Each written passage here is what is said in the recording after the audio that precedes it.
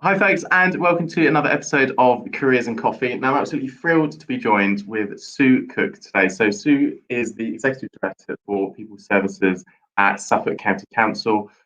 She's done some amazing work at the council and for her whole career. So, we're going to bring on Sue to talk to us a little bit more about what she does. Hi, Jordan. Hi, Sue. How are you doing today? I'm very well, thank you. Very well. The sun's shining here. I don't know, is the sun shining where you are? It is. I assume you're somewhere in Suffolk today. I live in the middle of Suffolk, in the middle of the rural Suffolk. I live near Eye. Oh, okay. Yeah, you are out in the sticks then, in which case. Really out in the sticks, yeah. All right. And I assume working from home, you're not missing the office too much yet? I go in, actually. We are working from home. The whole of the council is working from home. But I go in once every 2 weeks now, because every 2 weeks I do a live webinar for the staff. So it's much easier to do that when you've got, if different people that are guests are in the room. So we do that because it's much slicker. We're not as experienced as you as online shows. So we've had to learn very quickly. But the webinar has been really helpful to staff because the council has about 5,000 staff, and the webinar that I do is for about 1,000 of them, and it helps people really keep in touch with what's happened during the pandemic, and it's been really good. That's fantastic. Well, let's talk a little bit more about your role, because you're Exec Director of People Services. Now that sounds quite broad. Tell us a little bit more about sort of what you get up to day to day. Okay, I'll tell you. Well, I can't really. Every day is different, so I can't really tell you what I got to day. But I can try and explain for people who are on the call to understand, because people don't know what county councils do. Often they don't really get what they do. So I work for the county council. My role covers everything to do with people that the county council is responsible for. So I have 3 areas. One is children's services, which covers all of education, all of special educational needs, child protection, fostering, adoption, youth justice services, early years settings like nurseries, children's centres. So, anything for either vulnerable children or to do with education, anything across Suffolk. And then I have adult social care services, which is everything to do with vulnerable adults or elderly people. So home care, residential and nursing care, daycare for adults with disabilities or people with mental health challenges, so everything to do with the adults. And then public health. I also have public health. So people didn't really know what public health did before this pandemic, but people know a bit more about what they do now. So every county council has a public health department. I have a director of public health, and they are responsible for the health, the public health of the population. So they've come to their own in this pandemic because people know what they do. So I have a director for adults, a director for children, and a director of public health. So you're not sat there sort of twiddling your thumbs. That does sound quite busy. Mikey, I mean, you talked there a little bit about public health. I mean, how important do you think public sector has been throughout 2020? I feel like there's been so much more of a spotlight on things, services that were perhaps either overlooked or just not looked at by the public. How important do you think those services have been? I think they've been essential. We had when the pandemic first hit, for example, just one of the things we did is we set up the Home But Not Alone helpline. So for people and stuff, they might have heard of that. And so that people who were self-isolating could, arrange to make sure they had their medications delivered, their food delivered, those kinds of things. So there's been an outpouring, I suppose, across Suffolk from the voluntary and community sector as well at local level. So parishes have got together with voluntary and community, and we've kind of coordinated that. The local government has helped coordinate all of that extra effort that we put in to make sure that nobody hasn't got enough money, hasn't got enough food, can't get their medication, is completely isolated, so can't speak to anybody for weeks on end. So there's been an extra effort that the public sector have had to do in the pandemic over and above what we normally do. But I think it's really true particularly about the the adult and children's services and public health is that until people have to use those services, they're not universal services, apart from education, which everybody goes to school, so everybody knows what education is about. Everybody uses a GP. Everybody goes to hospital now and again, so they all understand. But unless you are a particularly vulnerable person with particularly additional needs, either if you're an adult and you need additional support to be able to live, you have additional care and support needs to be able to live independently, or you're a child that lives in a particular a family who are really, really struggling, or you're someone who's developed mental health problems in your life, which there are many, or you're an adult, say a fit, healthy adult, and you have a car accident, and all of a sudden your cognitive functioning is impaired and your physical functioning is really restricted, then you don't know that all exists. And it's as if when you need something, the services come up and show themselves. But until then, they're underneath the surface and people don't see them. But there will be people who've got, people know about elderly services a bit because lots of people have got relatives or parents or grandparents who live in, who have home care or live in residential nursing care. So they're a bit more known. Yeah, that's fantastic insight. Thank you, Sue. And we just got a question. So, how much have you needed volunteers to support your efforts over the pandemic? Oh, it's a great question. Well, it's like with everything with this pandemic, it's been so difficult to predict. So there was two things going on. And what happened in the pandemic as well is that nationally, the government were doing lots of things and locally people were doing lots of things. And they didn't come together until later on. So there was a call out nationally for volunteers for the National Health Service. You might have known that. Loads of people came forward, but actually it was difficult to find roles for them. There is a need now for volunteers to pitch up and help out with the vaccination. Not that people have to put needles in people, but they need wardens marshals to marshal people through the vaccination centres. So they were going to use those now rather than before. There were volunteers at parish level, so communities just sprung up saying there were more volunteers than we needed. Does someone need to be chatted through the window, or, can I help in picking up some medication? So there was loads of people sprung up locally. And then we developed something called a tribe app, which was basically allowed people to register their interest to volunteer. And loads of people did that locally. But what we also found is because at a very local level in communities in Suffolk, people just sprung up and people were knocking on doors and helping each other out. The amount of volunteers that we needed wasn't as much as we thought because people were just giving of their hearts and to their neighbours. So it was, And I think sort of living in Suffolk, you see just how powerful the community is here. And I think it's so feel sort of lucky to sort of live and work here. But sort of now sort of an overview of sort of what you do and sort of the role of the county council. I sort of want to rewind the clocks a little bit back to when Sue was at school. What was school like for you? Did you get good careers advice? Yeah, how was it for you? I wasn't the most studious of students, I have to say. I was really involved with the youth service in school, which meant that, and the school band, which meant that I spent more time doing things that interested me than doing my studies, I have to say. So I was quite fortunate I think I'd done, I did enough to get through.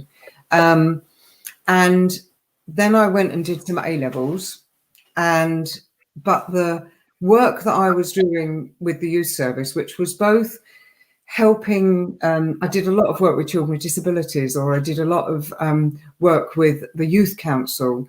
And so I was very interested in getting a voice for young people and an influence for young people into how policy and decisions were made at a national level. So I spent a lot of time standing outside Downing Street with placards rather than studying for my A-levels. So as a result, I didn't do very well in my A-levels at all. And so then I decided I would go into, because I enjoyed what I was doing and I decided to go into residential care. Not myself, obviously, because I was only young, but I decided to work in a residential children's home, and that kind of got me into a career pathway. So I suppose what I did was follow what my interests were. And I couldn't find an academic route that was interesting. I wanted to work with people. And we've just got another question. Actually, before we get to that one, just sort of talking about your career pathway there. So I know you've got so much experience and knowledge in social care. For any young person or anybody who's keen to pursue a career in social care, what would your advice be to them? I would say you've got lots of routes in. If you're someone who's not academically really, strong, there are unqualified posts in social care. So they're either family support practitioners if you're interested in children, or they're called independent wellbeing. This is Suffolk, independent wellbeing practitioners. So you don't have to be qualified. And then when you get in, the county council or whatever organisation you're in, if it's a county, you can have access to train on the job and then get qualified while you're in the job. So that's one route in. If you've kind of at college and you didn't do very well in your A levels, you can still, therefore you can't get into a degree course in social work. You can still get into social work. I would say do voluntary work, because that's a really good thing to have on your CV to show that you've taken action over your interests. And there's loads of voluntary work to get involved in, and there's just loads of it. So find a voluntary organisation that you're interested in, not something that really inspires you, and get involved. But if you are academic and you think you can get a degree, I'd say do the degree course and make sure your placement. So it's you do your do your A levels and then get onto a degree. You can return later on, if you pick one route, and then if you think, oh, I want to be a social worker, but I'm not sure about it at this stage, you can do something else and then you can get in later. You can do a degree later, or you can come back as someone. There's this particular scheme that you can come in and you can qualify in a year if you're older. That's brilliant advice. Thank you, Sue. And I'm going to come on to that question. So it sounds like you have to juggle lots of elements to your job role. Which skills have you developed to support you to do this? To be able to, I suppose, one of the skills that you need in a very, very senior role that has got loads and loads of things going on is you need to be able to be authentic with yourself about what's the heart of the issue. You need to be able to see through the woods for the trees and keep a focus on what really matters, so that rather than trying to do everything, you are doing the things that are most important, that will make the most difference. The other skill you need to develop is don't do anything that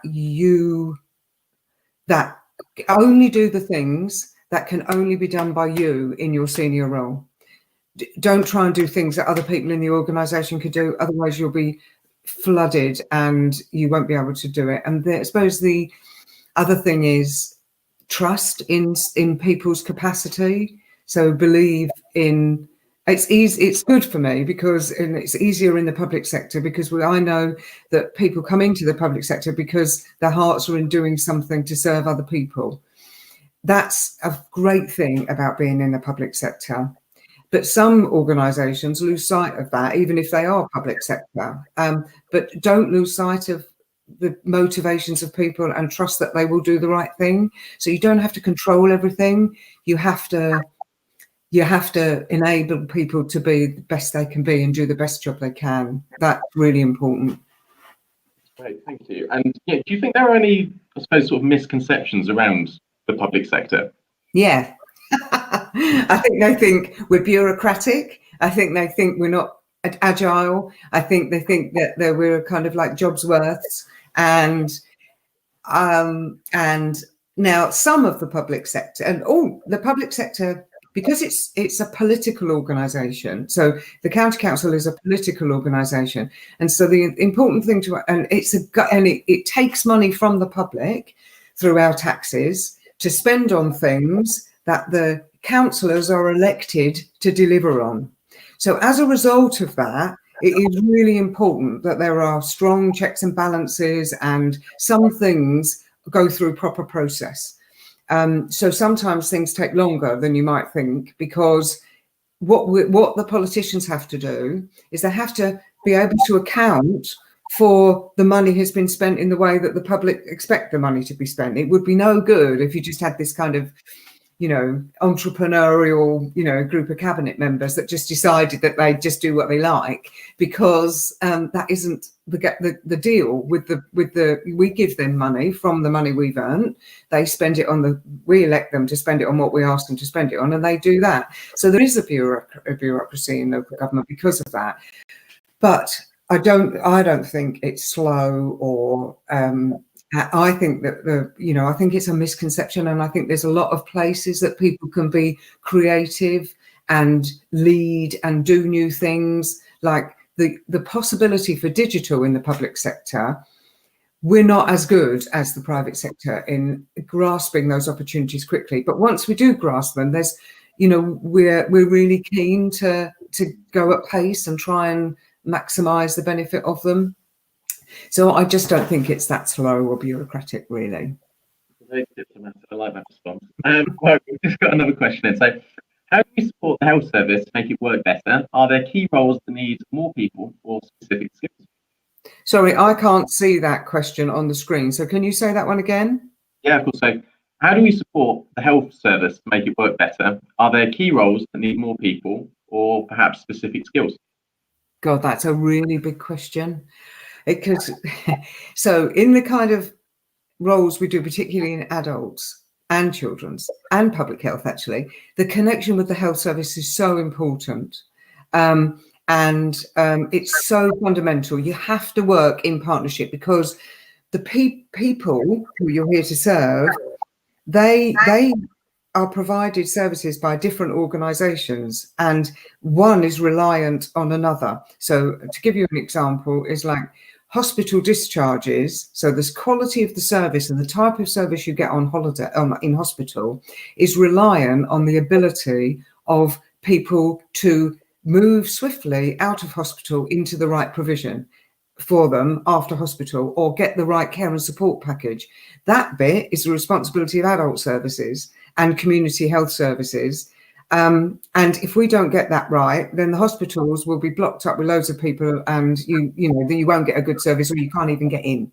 So it's all very interrelated. And so our support for the health service is more about planning things in partnership, developing things in partnership, changing services together, working out what capacity we need in certain bits of what we call the system, trying new things out, new models of care out. So so that's how we support each other, and the health service supports us and we support the health service, because you couldn't do it on your own. Are there key roles that need more people? Yes, there are absolute key roles right across the public sector that need more people. Nursing, doctors, social workers are absolutely key roles that if you decide, well, I think I'll actually become a nurse or a social worker or a doctor, you will never be out of work. And so they're really we're thousands and thousands and thousands of nurses and social workers short. So they are probably the key. I mean, therapists, I don't mean mental health therapists, although mental health is an area. Mental health nurses, it's not just physical health nurses, mental health nurses, but therapists are also in really short supply. So therapists are like physiotherapists or occupational therapists, and they are focused on helping people to recover, or helping people to live as independently as they can do with the life-limiting condition that they've got. And they do things like assess people's needs and fit things in, arrange for equipment in houses to be put in so you can use your house in a different way. Or if you've got sensory impairment, they come out, say if you've had an accident and you've lost your sight, they come out and help you learning how to live independently with sight loss, and they help with the equipment and they help with skills. Physios, most people know what they are. Therapists are really in short supply. If you're looking for a job that you like to, if you want to work with people and enable them to be the best, live as well as they can, therapists are very short supply. Excellent. Thank you. And steering the conversation to young people. So, if I'm a young person starting sort of my first day or career at the council, what could I potentially expect? Depends which council you work for, but if it's Suffolk County Council, yeah, you can expect a really warm welcome. You can expect to get a reasonably good induction, so that you're not thrown in the deep end, so that you learn about the job before you're expected to deliver it fully. You'd be working for a council that was really committed to a set of values that are about how we do things, not about what we do. So we're very explicit about our values, and our values are about, we have something called We Inspire, and that describes the we is for well-being, so that we expect people to look after each other, but also look after themselves. We expect people to take responsibility for their own mental health and their own health, not work obsessively, have a good work-life balance. The E is for equalities. The council is absolutely committed to equalities, diversity and inclusion, and don't underestimate the challenge in that, and the unconscious bias that happens, and the fact that we have to, the workforce, all of us, managers, leaders, members of staff, for service users and for each other, we have to make an effort to understand the other person's lived experience before we can get anywhere near understanding what we need to do to help level the playing field for people. And then the others are about respect, innovate. So you can expect to be included in a culture that is very proud of what we can achieve. You can expect good line management. You can expect not to be pushed too hard too soon. So I'd say that. I'll also vouch for the coffee platform on first floor, which is pretty good at Endeavour House. Yeah, you get coffee, and there's a restaurant, and there isn't at the moment, but it'll be back. So we've just got another question. So how does changing government after an election change your work in the council? That's a really good question. If we're talking about, there's two different types. There's local government and there's central government. So I'm assuming this is a question about changing the local government. So we have an election every 4 years and a new council comes in. So we have one in May, and a new council will come in. So how it changes the work of the council is that new administration is what we call it. So the party that gets the most is exactly the same as central government. So the party who gets the most seats becomes the administration. At the moment, it's a Conservative administration, has been for a very long time, and it's a very large majority. They will set the priorities based on their manifesto. So they've gone out to the population and said, vote for me, we'll do this. They come into the council and they review the priorities, the policies, the budget in light of their commitment to the voters.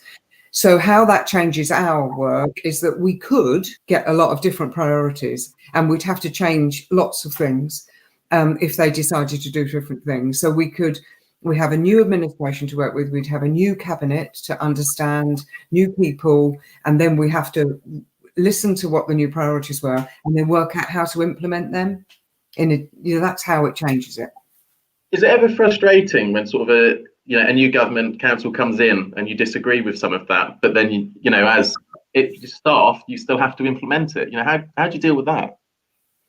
Well, I've been fortunate, I suppose, in my career. I think one of the other lessons is pick where you work. Don't think sometimes people go for jobs and they don't assess whether they're a good fit themselves, and whether whether they could live with the kind of leaders there are in the organisation or the managers. So I think you need to work out, make sure you are a bit choosy about, and so, because otherwise it becomes a problem and people resign. At senior leaders like mine, they resign. Well, you've seen people at government resign because they don't agree with what the government's doing, they resign. You don't have much choice really if you don't agree, because you have to implement them. So if you can't implement what their priorities, if you don't agree and you don't agree so much that you feel you can't implement them, then you have to resign. Good response. And I'm going to ask one last question, because I know you've got to run off to another meeting. But is at a senior level? At a junior level, sorry, I'm to interrupt, but that is at a very senior level. At a junior level, you know, people still have to implement them, and they'd have to resign if they didn't want to. But it's not as, you know, the way in which we support our staff, and we would support them through any challenges if they were having to implement anything that they struggled with. And it's not normally an issue. Brilliant, thank you. And one last question for you. If we were to rewind the clocks to 15-year-old Sue, what piece of advice would you give her? Give me? Yeah. What would I give me at 15? Slow down a bit.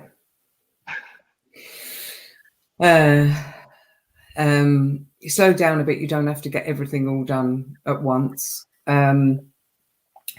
I'd like to say plan your career better, but I don't think I did. And I think if you know, I'd like to say you could have perhaps had a less,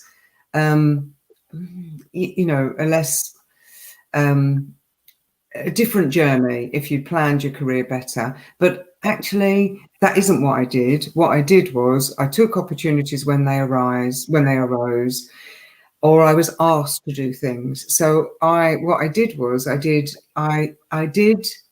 the job that I was doing at the time to the very best of ability that I could. And I strove more to achieve things in the job than I did for my personal progression. I never had a career plan. And so what then happened is I got asked to do another job, or I got asked to do another job, and because my focus was on achieving the very best in that role, and therefore that's how I progressed. So although I might say to her, plan your career better, it might have been a bit of a less effort in terms of putting so much into every job that I did. I'm not sure I could have done it any other different way anyway, because I'm more, I don't think I could have. I think that's very good advice for 15-year-old Sue.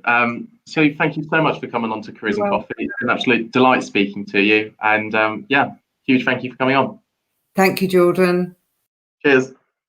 So folks, that was Sue Cook, Executive Director of People Services at Suffolk County Council. So huge thank you to Sue. And also for all of our guests this season. So Sue was our last guest on. And on Thursday, we have our sort of roundup of season 2. So Josie and I will be talking exactly what we're doing here live, giving a sum up of all the fantastic guests we've had on. So tune in for our last Careers and Coffee of season 2 on Thursday, 12:30 to